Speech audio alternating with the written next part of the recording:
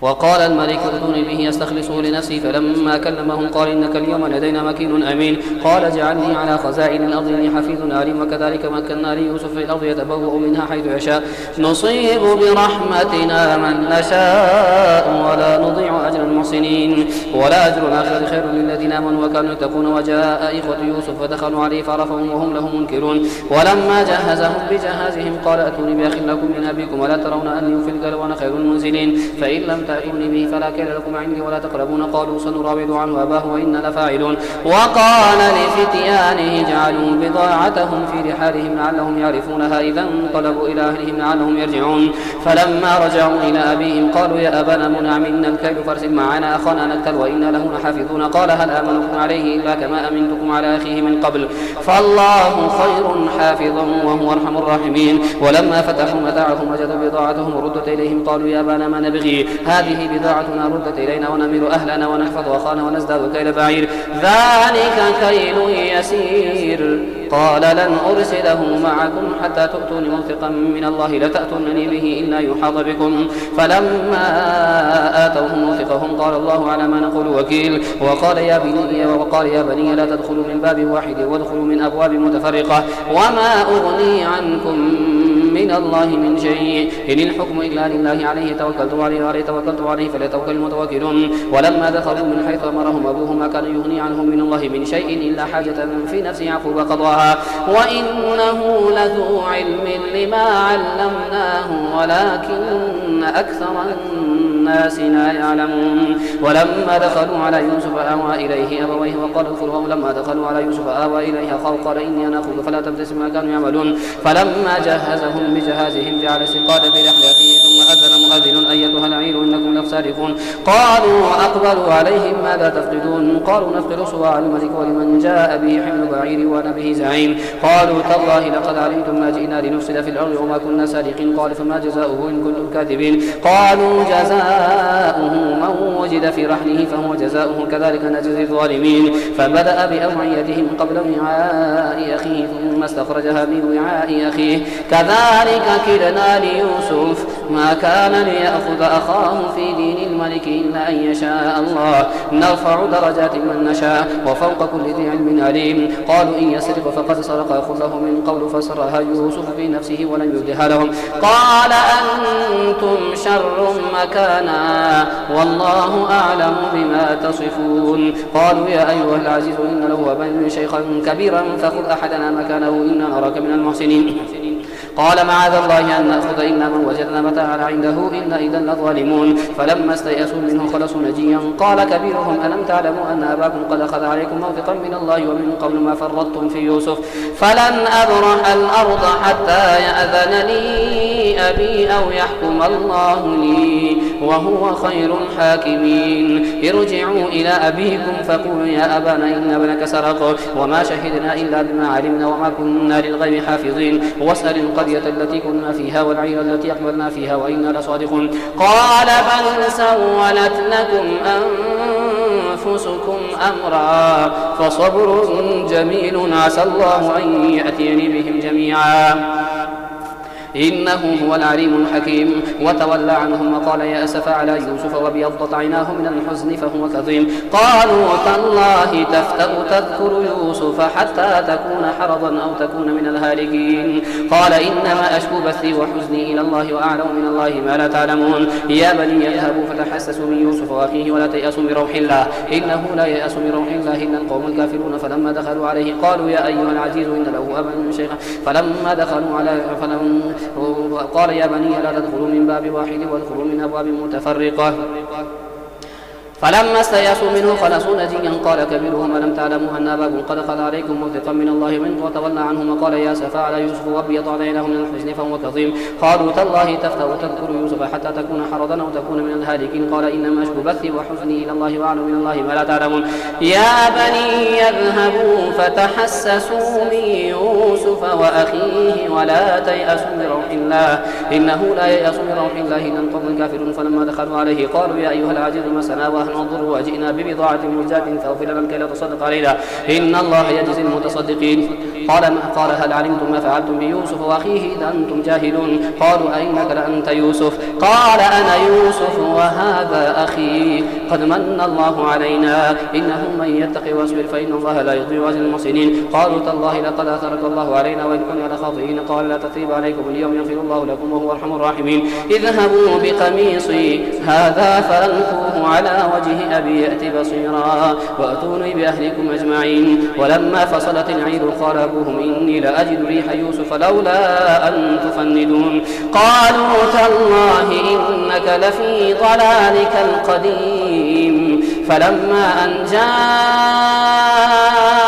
البشير ألقاه على وجهه فارتد بصيرا قال ألم أقل لكم إني أعلم من الله ما لا تعلمون. قالوا يا أبانا استغفر لنا ذنوبنا إنا كنا خاطئين. قال سوف أستغفر لكم ربي إنه هو الغفور الرحيم. فلما دخلوا على يوسف آوى إليه أبويه وقال ادخلوا مصر إن شاء الله آمنين. ورفع أبويه على العرش وخروا له سجدا وقال يا أبت هذا تأويل رؤياي من قبل قد جعلها ربي حقا وقد أحسن بي إذ أخرجني من السجن وجاء بكم من البدو من بعد أن نزغ الشيطان بيني وبين إخوتي إن ربي لطيف لما يشاء إنه هو العليم الحكيم. ربي قد آتيتني من الملك وعلمتني من تأويل الأحاديث فاطر السماوات والأرض أنت ولي في الدنيا والآخرة توفني مسلما والحقني بالصالحين. ذلك من أنباء الغيب نوحيه إليك وما كنت لديهم إذ أجمعوا أمرهم وهم يمكرون وما أكثر الناس ولو حرصت بمؤمنين وما تسألهم عليه من أجر إن هو إلا ذكر للعالمين. وكأي من آية في السماوات والأرض يمرون عليها وهم عنها موردون وما يؤمن أكثرهم لله إلا وهم مشركون. أفأمنوا أن تأتيهم غاشية من عذاب الله وتأتيهم الساعة بغتة وهم لا يشعرون. قل هذه سبيلي أدعو إلى الله على بصيرة أنا ومن اتبعني وسبحان الله وما أنا من المشركين. وما أرسلنا من قبلك من رسول وما أرسلنا من قبلك إلا رجالا نوحي إليه من أهل القرى أفلم يسيروا في الأرض فينظروا كيف كان عاقبة الذين من قبلهم ولدار الآخرة خير للذين اتقوا فلا تعقلون. حتى إذا استيأس الرسل وظنوا أنهم قد كذبوا جاءهم نصرنا فنجي من نشاء ولا يرد بأسنا عن القوم المجرمين. لقد كان في قصصهم عبرة لأولي الألباب ما كان حديثا يفترى ولكن تصديق الذي بين يديه وتفصيل كل شيء وهدى ورحمة لقوم يؤمنون. ألف لام ميم را تلك آيات الكتاب والذي أنزل إليك من ربك الحق ولكن أكثر الناس لا يؤمنون. الله الذي رفع السماوات بغير عمد ترونها ثم استوى على العرش وسخر الشمس والقمر كل يجري لأجل مسمى يدبر الأمر يفصل الآيات لعلكم بلقاء ربكم توقنون. وهو الذي مد الأرض وجعل فيها رواسي وأنهارا ومن كل الثمرات جعل فيها زوجين اثنين يغشي الليل النهار إن في ذلك لآيات لقوم يتفكرون. وفي الأرض قطع متجاورات وجنات من عناب وزرع ونخيل صنوان وغير صنوان يسقى بماء واحد ونفضل بعضها على بعض في الأكل إن في ذلك لآيات لقوم يعقلون. وإن تعجب فعجب قولهم أإذا كنا ترابا أإنا لفي خلق جديد أولئك الذين كفروا بربهم وأولئك الأغلال في أعناقهم وأولئك أصحاب النار هم فيها خالدون. ويستعجلونك بالسيئة قبل الحسنة وقد خلت من قبلهم المثلات وإن ربك لذو مغفرة للناس على ظلمهم وإن ربك لشديد العقاب. ويقول الذين كفروا لولا أنزل عليه آية من ربه إنما أنت منذر ولكل قوم هاد. الله يعلم ما تحمل كل أنثى وما تغيض الأرحام وما تزداد وكل شيء عنده بمقدار. عالم الغيب والشهادة الكبير المتعال سواء منكم من أسر القول ومن جهر به ومن هو مستخف بالليل وسارب بالنهار له معقبات من بين يديه ومن خلفه يحفظونه من أمر الله إن الله لا يغير ما بقوم حتى يغيروا ما بأنفسهم. وإذا أراد الله بقوم سوءا فلا مرد له وما لهم من دونه من الأموال. هو الذي يريكم البرق خوفا وطمعا وينشئ السحاب الثقال ويسبح الرعد بحمده والملائكة من خيفته ويرسل الصواعق فيصيب به من يشاء وهم يجادلون في الله وهو شديد المحال. له فيصيب بها من يشاء وهم يجادلون في الله وهو شديد المحال. له دعوة الحق والذين يدعون من دونه لا يستجيبون لهم بشيء إلا كباسط كفيه إلى الماء ليبلغ فاه وما هو ببالغه وما دعاء الكافرين إلا في ضلال. ولله يسجد من في السماوات والأرض طوعا وكرها وظلالهم بالغدو والآصال. قل من رب السماوات والأرض قل الله. قل أفاتخذتم من دونه أولياء لا يملكون لأنفسهم نفعا ولا ضرا. قل هل يستوي الأعمى والبصير وهل تستوي الظلمات والنور أم جعلوا لله شركاء خلقوا كخلقه فتشابه الخلق عليهم. قل الله خالق كل شيء وهو الواحد القهار.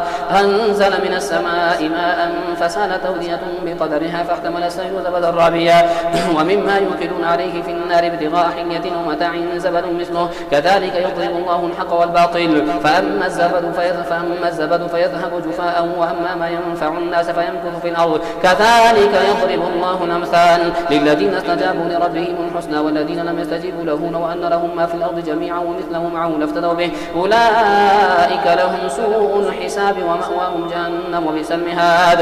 أفمن يعلم أن ما أنزل إليك من ربك الحق كمن هو أعمى إنما يتذكر أولو الألباب الذين يوفون بعهد الله ولا ينقضون الميثاق والذين يصلون ما أمر الله به أن يوصل ويخشون ربهم ويخافون سوء الحساب. والذين صبروا ابتغاء وجه ربهم وأقاموا الصلاة وأنفقوا مما رزقناهم سرا وعلانية ويدرؤون بالحسنة السيئة أولئك لهم عقبى الدار جنات عدن يدخلونها ومن صلح من آبائهم وأزواجهم وذرياتهم والملائكة يدخلون عليهم من كل باب سلام عليكم بما صبرتم فنعم عقبى الدار. والذين ينقضون عهد الله من بعد ميثاقه ويقطعون ما أمر الله به أن يوصل ويفسدون في الأرض أولئك لهم اللعنة ولهم سوء الدار. الله يبسط الرزق لمن يشاء ويقدر وفرحوا بالحياة الدنيا وما الحياة الدنيا في الآخرة إلا متاع يقول الذين كفروا لولا أنزل عليه آية من ربه قل إن الله يضل من يشاء ويهدي إليه من أناب الذين آمنوا وتطمئن قلوبهم بذكر الله ألا بذكر الله تطمئن القلوب الذين آمنوا وعملوا الصالحات طوبى لهم وحسن مآب. كذلك أرسلناك في أمة قد خلت من قبلها أمم لتتلو عليهم الذي أوحينا إليك وهم يكفرون بالرحمن قل هو ربي لا إله إلا هو عليه توكلت وإليه متاب. ولو أن قرآنا سيرت به الجبال وقطعت به الأرض وكلم به الموتى بل لله الأمر جميعا أفلم ييأس الذين آمنوا أن لم يشاء الله لهدى الناس جميعا ولا يزال الذين كفروا تصيبهم بما صنعوا قارعة أو تحمل قريبا من دارهم حتى يأتي وعد الله إن الله لا يخلف الميعاد. ولقد استهزئ برسل من قبلك فأمليت للذين كفروا ثم أخذتهم فكيف كان عقاب. أفمن هو قائم على كل نفس بما كسبت وجعلوا لله شركاء قل سموهم أم تنبئونه بما لا يعلم في الأرض أم بظاهر من القول بل زين للذين كفروا مكرهم وصدوا عن السبيل ومن يضلل الله فما له من هاد لهم عذاب في الحياة الدنيا والعذاب الآخرة أشق وما لهم من الله من واق. مثل الجنة التي وعد المتقون تجري من تحت الأنهار كلها دائم وظلها تلك عقبى الذين اتقوا وعقبى الكافرين النار. والذين آتيناهم الكتاب يفرحون بما أنزل إليك ومن الأحزاب من ينكر بعضه قل إنما أريد أن أعبد الله ولا أشرك به إليه أدعو وإليه مآب. وكذلك أنزلناه حكما عربيا ولئن اتبعت أهواءهم بعد ما جاءك من العلم ما لك من الله من ولي ولا واق. ولقد أرسلنا رسلا من قبلك وجعلنا لهم أزواجا وذرية وما كان لرسول أن يأتي بآية إلا بإذن الله لكل أجل كتاب يمحو الله ما يشاء ويثبت وعنده الكتاب وإما نرينك بعض الذين نعدهم أو نتوفينك فإنما عليك البلاغ وعلينا الحساب. أولم يروا أنا نأتي الأرض ننقصها من أطرافها والله يحكم لا معقب لحكمه وهو سريع الحساب. وقد مكر الذين من قبلهم فلله المكر جميعا يعلم ما تكسب كل كل نفس وسيعلم الكفار لمن عقبى الدار ويقول الذين كفروا لست مرسلا قل كفى بالله شهيدا بيني وبينكم ومن عنده علم الكتاب. ألف لام را كتاب أنزلناه إليك لتخرج الناس من الظلمات إلى النور بإذن ربهم إلى صراط العزيز الحميد الله الذي له ما في السماوات وما في الأرض وويل للكافرين من عذاب شديد الذين يستحبون الحياة الدنيا على الآخرة ويصدون عن سبيل الله ويبغونها عوجا أولئك في ضلال بعيد وما أرسلنا من رسول إلا بلسان قومه ليبين لهم فيضل الله من يشاء ويهدي من يشاء وهو العزيز الحكيم.